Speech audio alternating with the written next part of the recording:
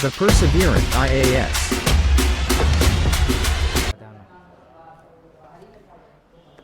तो फिर से आपका स्वागत है हमारे परसेवरेंट आईएएस के करंट अफेयर के सेशन में, जो कंटिन्यू चल रहा था। बीच में ब्रेक हुआ, लेकिन फिर आपके एग्ज़ाम को देखते हुए जो बीपीएससी टीआरई 3.0 है और जो आपके बीपीएससी 70 का भी टाइम अब बिल्कुल नज़दीक है, तो उसको देखते हुए जो करंट अफेयर ज़रूरी है आपके लिए वो आपके पास अब कंटिन्यू मिलता रहेगा। तो देखिए, समझिए और साथ के साथ नोट्स बनाते हुए चलिएगा। यहाँ पर जो करंट अफेयर आपको दिया जा रहा है उससे आपको क्वेश्चन ज़रूर देखने को मिलेगा, क्योंकि ये डिफरेंट रिसर्च के तहत जो है लाया जा रहा है। डिफरेंट न्यूज़पेपर को देखने के बाद, ऑब्जर्व करने के बाद आपका जो बीपीएससी का सिलेबस है न्यूज़ एंड इवेंट्स का, उसके बेस पे तैयार किया जा रहा है। तो पहला है कि Anasuya Sen Gupta wins best actress at Cannes. Cannes एक शहर है जो कि कहाँ है, फ्रांस में, ये ध्यान में रखिएगा। और ये अवार्ड जो है 1946 से दिया जा रहा है। फ्रांस की कैपिटल पेरिस, वहीं पे आपका एक शहर है कांस, जहाँ ये अवार्ड सिनेमा जगत से जुड़ा हुआ है, जिसका आपसे बार बार सवाल पूछा जाता है।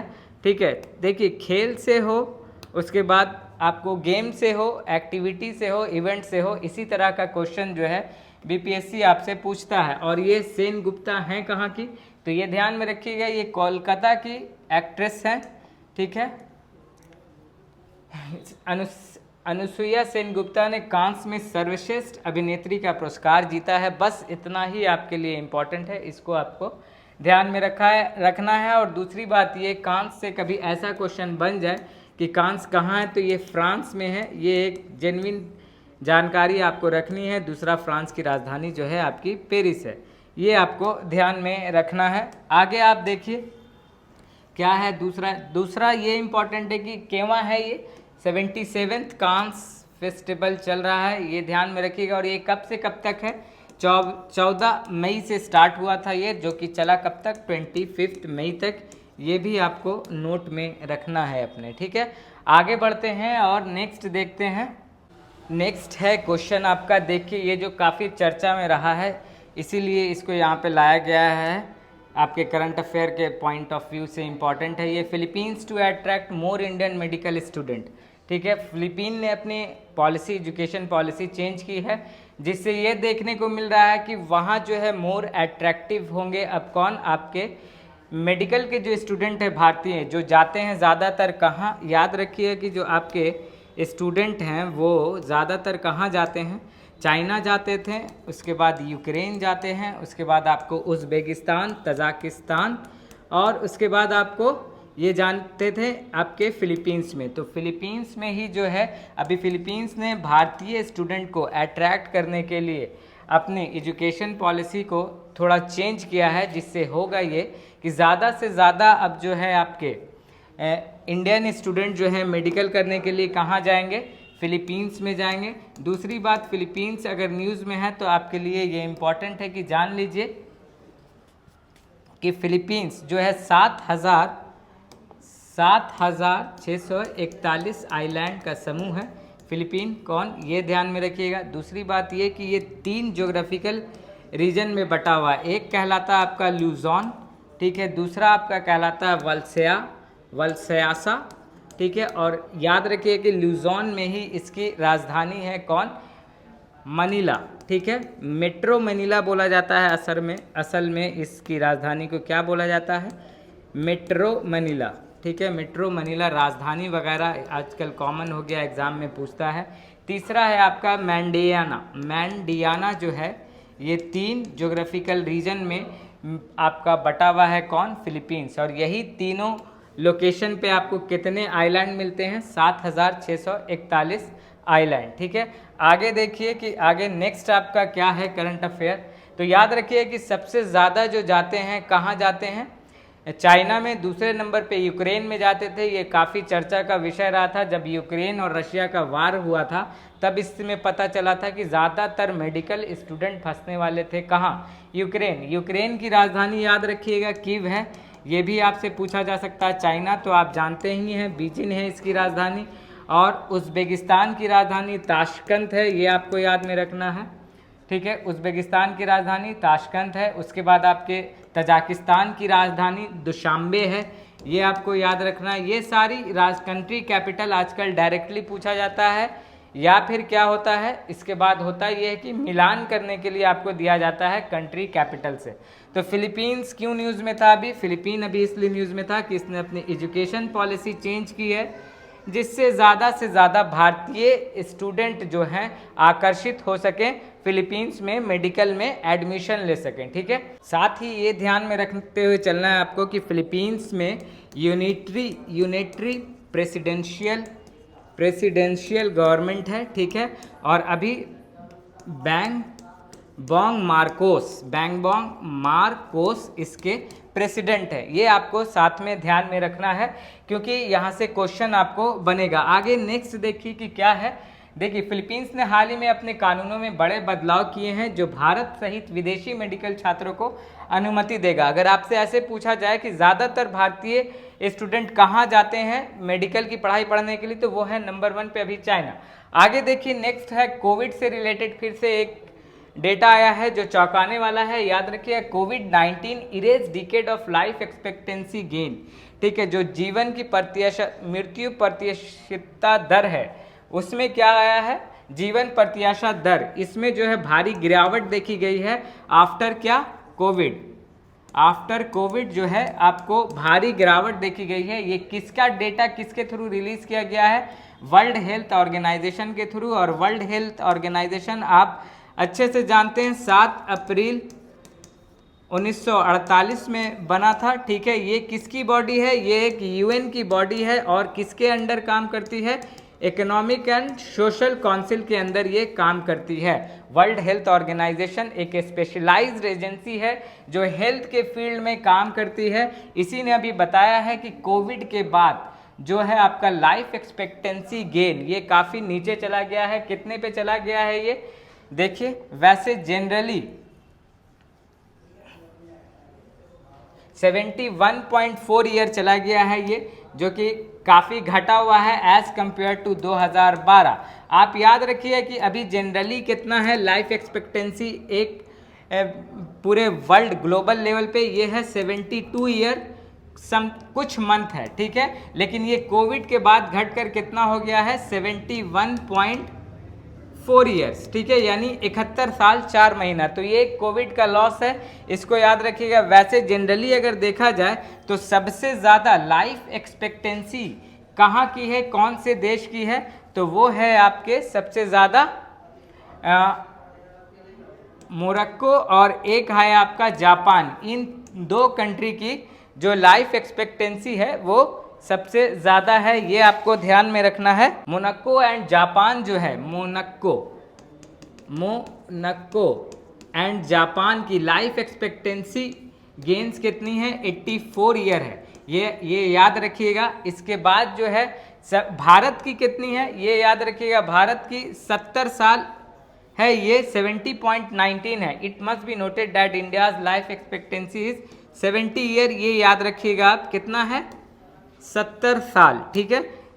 और सबसे ज़्यादा अगर पूछा जाए कि लाइफ एक्सपेक्टेंसी सबसे ज़्यादा कहाँ की है, तो मोनाको और जापान ये 2 नेशन हैं जहाँ 84 ईयर्स है। अगर वर्ल्ड लेवल पर आपसे पूछा जाए कि वर्ल्ड लेवल पर कोविड से पहले कितना था, तो 72 ईयर चल रहा था। और अब अगर पूछा जाए कि नए जो कोविड के बाद का जो डेटा रिलीज़ किया गया है वर्ल्ड हेल्थ ऑर्गेनाइजेशन के थ्रू, तो कितना हो गया है ये याद रखिएगा। यहाँ पे आपको मेंशन है 71.4 ईयर, ठीक है। ये है कोविड का नुकसान, जो कि लंबे समय तक हमको जैसे जैसे समय बीतता जा रहा है हमको कोविड के नुकसान भी सामने दिख रहे हैं, ठीक है। याद रखिएगा ये जो है यहाँ पे गलती है, इसको देख लीजिएगा आप। ये 70.06 है, यानी 70 साल 6 मंथ, ठीक है। भारत के केस में लाइफ एक्सपेक्टेंसी क्या थी 2022 तक? 70 साल 6 मंथ। और लाइफ एक्सपेक्टेंसी क्या है आपको बता दें चलें कि लाइफ एक्सपेक्टेंसी जो है एक रेशियो, एक पैरामीटर है जो HDI को मेज़र करने में काम देता है। याद रखिए कि HDI जो मेज़र किया जाता है, ह्यूमन डेवलपमेंट इंडेक्स, ये 3 इसके पैरामीटर हैं, एक है आपका लाइफ एक्सपेक्टेंसी रेशियो LER, दूसरा इंडेक्स को कहते हैं लाइफ एक्सपेक्टेंसी इंडेक्स, दूसरा आपका कहलाता है लाइफ एक्सपेक्टेंसी इंडेक्स, दूसरा आपका कहलाता है एजुकेशन एटिमेशन रेशियो, ठीक है, तीसरा आपका स्टैंडर्ड ऑफ लिविंग। तो यहाँ पे लाइफ एक्सपेक्टेंसी इंडेक्स जो है हिट किया है किसके थ्रू, कोविड-19 के थ्रू। आगे बढ़िए और नेक्स्ट देखिए, चर्चा में है ये शब्द बहुत ज़्यादा, विंड शीर, ठीक है, विंड शीर है। आपसे क्वेश्चन इस तरह से पूछा जा सकता है कि चर्चा में रहा शब्द विंड शीर किससे रिलेटेड है, तो याद रखिएगा विंड शीर जो है एक नया टर्म है जो ये बताता है कि कोई भी तूफान या साइक्लोन कितना ज़्यादा खतरनाक हो सकता है। ये किससे पता चलता है, विंड शीर से। ये तूफान के डायरेक्शन को बताता है और उसकी तीव्रता को भी बताता है। ये याद रखिएगा, ये वर्टिकल है, हॉरिजेंटल है, मूवमेंट कैसा है तूफान का, साइक्लोन का, ये किससे पता चलता है, आपके विंड शीर से। ये शब्द अभी चर्चा में है तो आपको इसको ध्यान में रखना है। हाल ही में विंड शीर की अवधारणा ने ये निर्धारित करने में अपनी महत्वपूर्ण भूमिका के कारण ध्यान आकर्षित किया है कि क्या तूफान एक विनाशकारी तूफान में बदल जाता है। ये तूफान जो आने वाला है, आ रहा है, कितना विनाशकारी है, ये विंडशीर टेक्नोलॉजी, विंडशीर के थ्रू पता चलता है आपको, ठीक है। आगे देखिए कि डिफरेंट तूफान, साइक्लोन अलग अलग जगह में क्या कहलाते हैं और कौन से मंथ में आते हैं, ये यहाँ पे से आपको मेंशन किया गया है। इसको आपको ध्यान में रखना है क्योंकि आपके लिए ये इम्पॉर्टेंट है। हुरिकेन जो है मई और नवंबर में कहाँ, नॉर्थ अमेरिका के वेस्टर्न साइड में, ठीक है, और हुरिकेन जून और नवंबर में आ रहा है तो कहाँ, अटलांटिक ओशियन में, ठीक है। और ट्रॉपिकल साइक्लोन भी आपको कहाँ दिखने को मिलेगा, साउथ अमेरिका के आसपास, ठीक है, यानी अटलांटिक ओशियन में ही, rare in the South Atlantic. याद रखिएगा कि ट्रॉपिकल साइक्लोन जो है साउथ अटलांटिक ओशियन में बहुत रेयर ही देखने को मिलता है और इंडियन ओशियन में आपको क्या मिलता है, ट्रॉपिकल साइक्लोन। कौन से मंथ में, अक्टूबर से मई के बीच में, ये ध्यान में रखना आपको। और ट्रॉपिकल साइक्लोन आपको बे ऑफ बंगाल में भी देखने को मिल जाता है अप्रैल से दिसंबर के टाइम में, जो अभी आपको दिख रहा होगा। चर्चा में एक तूफान ऑलरेडी है जिसको हम डिस्कस करेंगे। और टाइफन की बात किया जाए तो ये जापान के साउथ चाइना सी के आसपास, ये पैसिफिक ओशियन में देखने को आपको मिलता है, कौन, टाइफोन्स। और यहाँ पे ट्रॉपिकल साइक्लोन इस साइड मिलेगा आपको, और यहाँ पे अमेरिका, ये ऑस्ट्रेलिया के साइड में विली विली, याद रखिएगा विली विली ऑस्ट्रेलिया के साइड में आपको देखने को मिलता है। तो ये लोकेशन था पूरे के पूरे ओशियन में कहाँ क्या आता है, हुरिकेन्स कहाँ है और आपको ट्रॉपिकल साइक्लोन कहाँ आता है, ये डायरेक्शन आपको बताया गया है।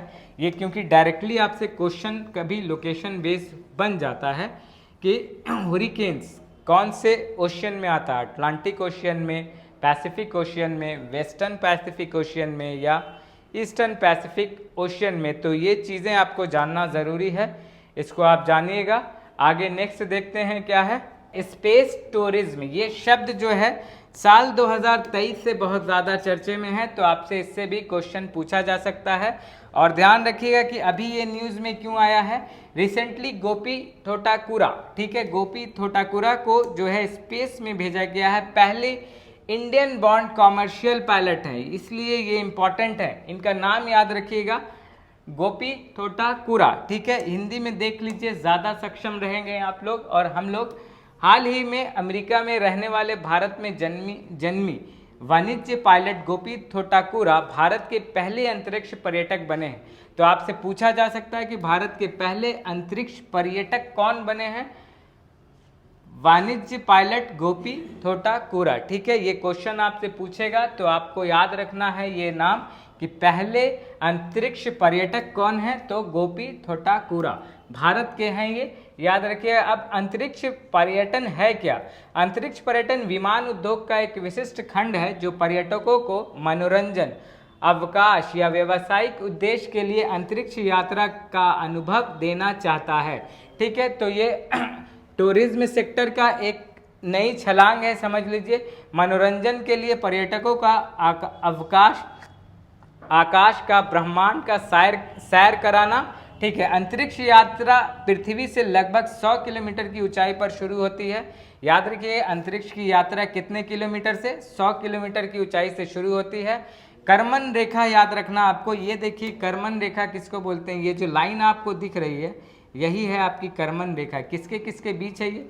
थर्मोस्फेयर और मेसोस्फेयर के नीचे। एटमॉस्फेयर आपका नीचे में है और ऊपर में आपका स्पेस है।